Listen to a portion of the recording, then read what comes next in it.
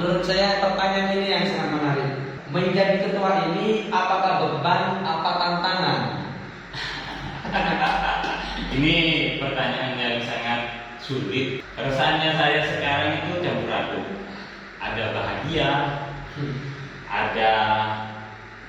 ada takut, tapi juga ada yang semangat. Karena kenapa? Ketika saya melihat teman-teman pengurus itu semangatnya luar biasa, masa ketuanya itu tidak semangat. Harusnya lebih dari anggotanya kan? Ya.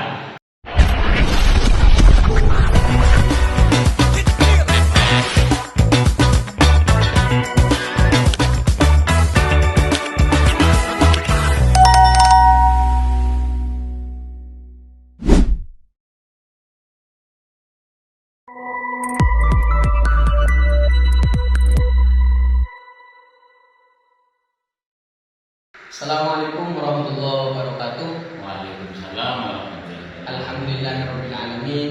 Allahumma shalli ala sayyidina Muhammadin. Selamat datang di podcast PAC Ibnu MPNU Obdu.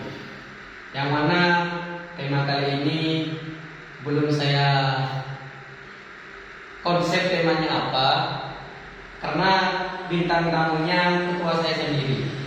Yang mana saya menarik kepada cerita ketua yang dimana dahulunya beliau sempat diragukan menjadi ketua, tapi ternyata kali ini beliau membuktikan bahwa beliau layak menjadi ketua.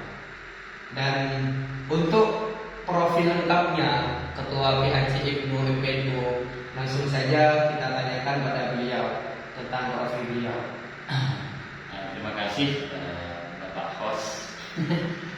Assalamualaikum warahmatullahi wabarakatuh. Waalaikumsalam warahmatullahi wabarakatuh. Pertama, marilah kita berdoa kepada para maksis yang telah mendahului kita, sehingga kita bisa menjalankan amanah dan hikmah untuk masa depan yang akan datang. Inilah berarti Nabi Mustafa Muhammad sallallahu alaihi wasallam wa alihi wa sahbihi wa Fatihah. A'udzu billahi minasyaitonir rajim. Bismillahirrahmanirrahim.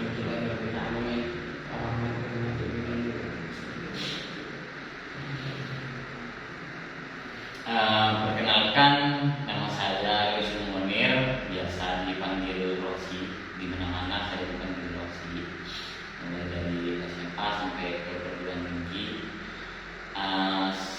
Sekarang saya menjabat sebagai ketua PAC Ibnu Kecamatan Obun, yang mana hari ini tentunya rasanya itu begitu bahagia dan begitu campur aduk untuk menjadi pemimpinnya teman-teman, menjadi pemimpin di pelajar Nahdlatul Ulama di Kecamatan Obun. Perjalanannya saya sekarang di pendidikan, proses S1 hampir selesai, mau S2 tapi masih sharing-sharing sama teman-teman, masih nanya-nanya. Dan aktivitas sehari-hari selain aktif di organisasi, saya masih bekerja sampingan untuk menafkahi teman-teman PAC. Kalau boleh tahu kerjanya apa, Mas? Itu pekerjaannya tenang, aman, nyaman, Oh. tapi menghasilkan. Siap. Kalau untuk pendidikan, barusan ketua bilang kalau S1 sudah hampir selesai. Tapi dengar-dengar ketua sudah wisuda kemarin-kemarin. Itu wisudanya D3 di Politeknik Negeri Madura. Saya jurusan teknik mesin alat berat, tapi saya jadi pimpinan anak cabang Nahdlatul Ulama seperti itu. Dan pula beni ya rencana santreh beni lora, tapi saya bisa masuk di pimpinan anak cabang, bahkan jadi ketua seperti itu. Kalau menurut saya luar biasa, karena anggota PAC ini itu sebagian banyak yang lora tapi belum jadi ketua. Sedangkan beliau, kata beliau, bukan keturunan bukan melorot, tapi beliau dipercaya ditunjuk sebagai ketua PAC IPNO di kecamatan tersebut. Luar biasa. Dan pertanyaan yang kedua, setelah profil dari beliau, ada pertanyaan yaitu berapa lama berkecimpungan di IPNO IPPNU? Saya berkecimpung di IPNO IPPNU awalnya itu cuma ikut-ikutan. Nah, sekarang saya bilang sama kader-kader saya jangan cuma jadi kader ikut-ikutan. Karena kenapa? Kalau cuma ikut-ikutan jadi anggota pelajar khususnya di Nahdlatul Ulama itu tidak vital, karena sekarang di zamannya Gen Z sekarang. Lamanya itu mulai dari 2020 sampai sekarang itu. Berarti bisa dikatakan 3 periode kemudian. 3 periode. Tapi ini luar biasa. Bisa menjadi nomor 1 di PAC IPNO. Amin, amin, amin. Bahkan saya sebelum jadi ketua, saya menjadi ketua PR di desa saya di Pancen, dan di saat itu saya menjabat anggota di BSRC 2020, 2021 saya dari 2021 sampai 2023 sampai 2025 ini saya jadi sekretaris. Nah, sekarang 2025 sampai 2027 saya menjabat sebagai ketua. Berarti prosesnya mulai dari bawah, mulai dari anggota biasa menjadi ketua PP sampai sebelum jadi ketua beliau ini sempat menjadi sekretaris. Baru sudah sekretaris beliau naik tingkat menjadi ketua IPNO Kecamatan. Luar biasa perjalanan beliau. Dan juga ini menurut saya pertanyaan ini yang sangat menarik, yang dimana pertanyaannya tentang jabatan beliau menjadi ketua ini, apakah beban, apa tantangan? Ini pertanyaan yang sangat sulit yang saya menjawab, tapi karena sudah ada pertanyaan dari Mas, saya harus menjawab itu. Keresahannya saya sekarang itu campur aduk. Ada bahagia, ada takut, tapi juga ada yang semangat. Karena kenapa? Ketika saya melihat teman-teman pengurus itu semangatnya luar biasa, masa ketuanya itu tidak semangat. Harusnya lebih dari anggotanya kan? Ya, harus bangga karena teman-teman itu semangat untuk berproses, semangat untuk belajar, semangat untuk berkhidmat kepada para mahasiswa yang telah membantu kita dan memperjuangkan Ahlussunnah wal Jamaah pada kesempatan ini. Dan sebelum saya lanjut ke pertanyaan selanjutnya, saya ingin menanyakan hal yang ada kejanggalan, yaitu tentang tantangan. Barusan Mama bilang campur aduk tentang perasaan menjadi ketua, dan saya masih ada kejanggalan. Untuk tantangan sendiri menjadi ketua itu apa? Tantangannya adalah membagi waktu antara kuliah, antara keluarga dan organisasi, serta menyatukan berbagai karakter pengurus seperti itu. Karena untuk manajemen waktu khususnya di keluarga, mana yang diprioritaskan terlebih dahulu? Apakah keluarga, apakah organisasi, apakah pekerjaan? Kita harus tahu mana yang penting, mana yang penting terlebih dahulu. Berarti harus mengutamakan mana yang lebih membutuhkan. Iya. Namun sampai kan menjabat dari ketua, kemungkinan kalau PAC ini nggak mungkin kalau didirikan kan. Ya. Pasti bisa dikatakan kalau anggotanya butuh, bisa dikatakan itu hal yang genting bagi ketua. Sehingga memang beliau benar menjawabnya itu campur aduk. Kadang ya takut, ya gimana lah. Selanjutnya ada pertanyaan yang bisa dikatakan fallback ke belakang. atau bisa kembali ke cerita yang awal, yaitu awal mula sampai ini mencalonkan diri. Sebelumnya kan sampai menceritakan awal mula masuk ke IPNU, sedangkan yang ini awal mula sampai ini mencalonkan diri di ketua sebagai ketua IPNU ini gimana ceritanya? Untuk mencalonkan diri, karena saya awalnya itu tidak terpikirkan menjadi ketua. Yang penting saya pernah bilang beberapa banyak kali ke teman-teman. Yang penting saya sudah masuk di keluarga IPNU atau di keluarga itu mau jadi apa saja. Oh, siap menjadi apa saja. Namun setelah berdiskusi dengan teman-teman, dengan ketua komisioner, terus teman-teman yang lain, ada pendapat dorongan dan dari senioritas. Tapi saya pribadi sebelum saya diskusi itu sudah punya niat untuk maju menjadi sebagai ketua. Itu. Kenapa saya ingin mau jadi ketua? Ya nomor satu, saya ingin ada perubahan dari sebelumnya. Dan yang kedua, saya itu pengennya lebih maju lagi daripada sebelumnya. Bukan untuk menutupi yang sebelumnya itu tidak maju, akan tetapi saya itu pengen yang lebih besar atau lebih berkembang daripada sebelumnya seperti itu. Namun saya pernah dengar, kan sebelumnya saya kan juga menjadi anggota di kepengurusan sebelumnya, bahwa setelah kepengurusan yang 2023 2004 ya, 2023 sampai 2025 itu ada yang bilang, salah satu bahwa yang akan menjadi ketua setelah ini siapa? Karena beliau ini sempat agak diragukan menjadi ketua, karena beliau sempat sibuk dengan pekerjaannya. Takutnya kewalahan jika beliau ini dipaksakan menjadi ketua. Tapi yang hasil dari cerita beliau, ternyata teman-temannya percaya bahwa beliau lah yang layak menjadi ketua. Saya apresiasi kepada beliau atas kesiapannya menjadi ketua.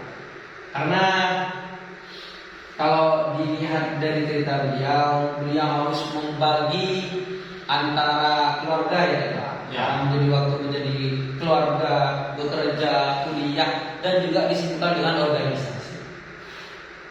Dan sekarang keinginan beliau, keinginan sampean 1 tahun ke depan IPNU Kiai Ibnu ini mau dikemanakan? Itu 1 tahun ke depan. Untuk yang tahun yang akan datang, 1 tahun yang akan datang, saya ingin IPNU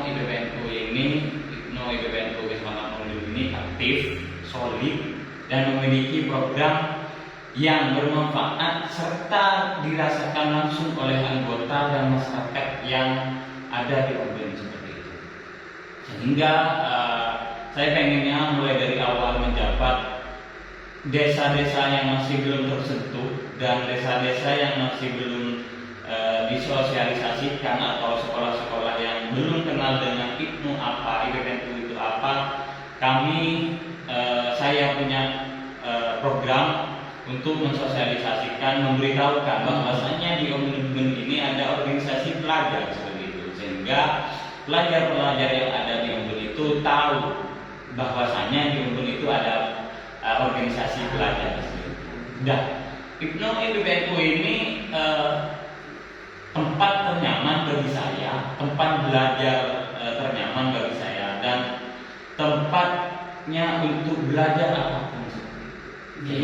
Sehingga di PAC IPNU, sehingga saya itu pengen banget pemuda-pemudi yang ranahnya masih belajar itu saya pengen masuk di lingkaran kita seperti itu. Bukannya saya itu pengen ada tujuan lain, bukan. Hanya tujuannya saya itu memajukan atau mempromosikan bahwasanya di IPNU ini tempatnya belajar. Kalau dilihat dari struktur IPNU, memang benar bahwa Ikatan Pelajar Nahdlatul Ulama ini menyangkut dari semua pembelajaran yang ada. ada yang suka seni. Di PAC Ibnu juga ada seni kan? Ya, ada.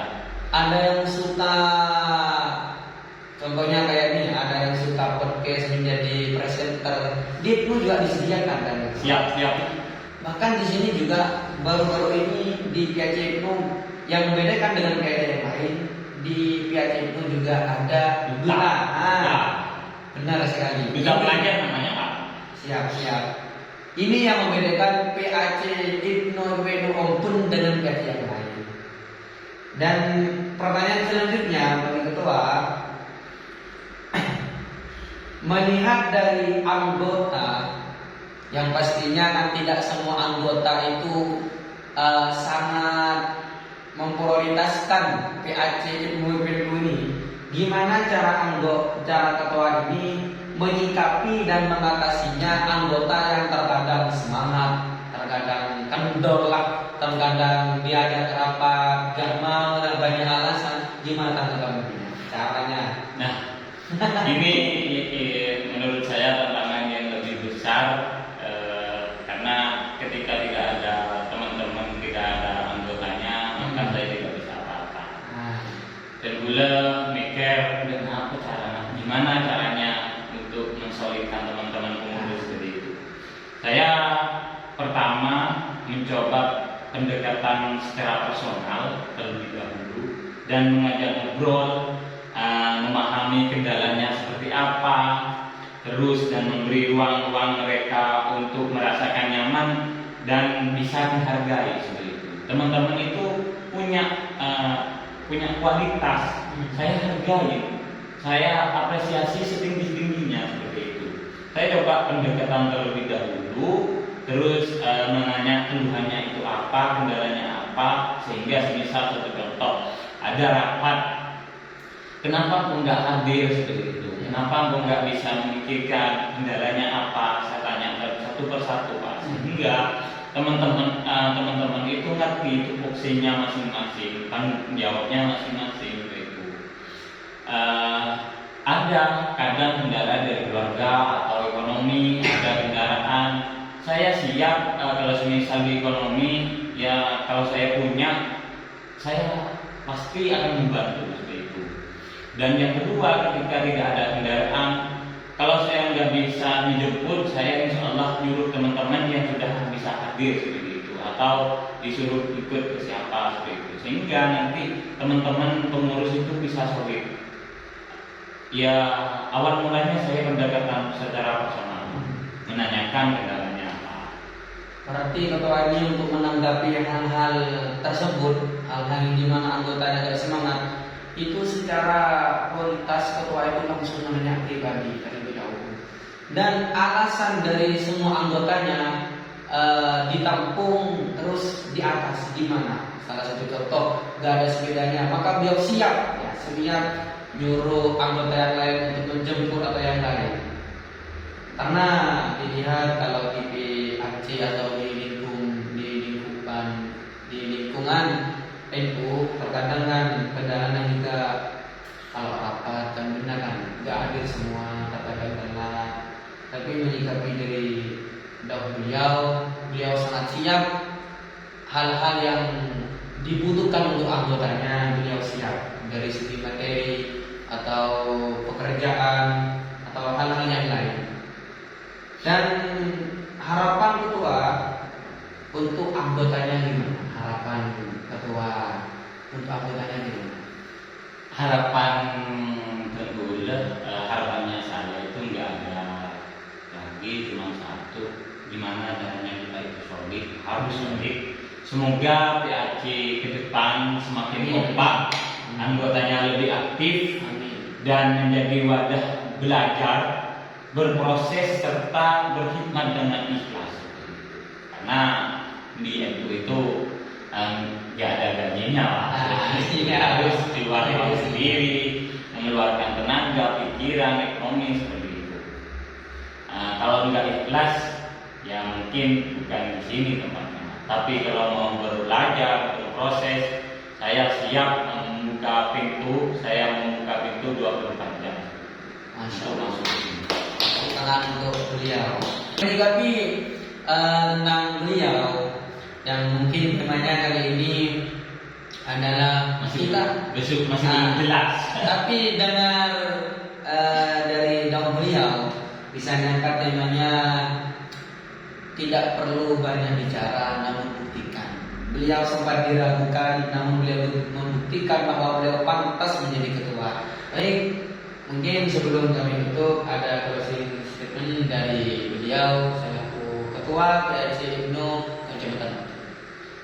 Closing statement dari saya, terima kasih atas kepercayaan teman-teman dan sudah mendukung bisa mensolidkan pengurus yang lain. Mari kita bersama-sama belajar, bersama-sama berjuang dan bersama-sama berkhidmat.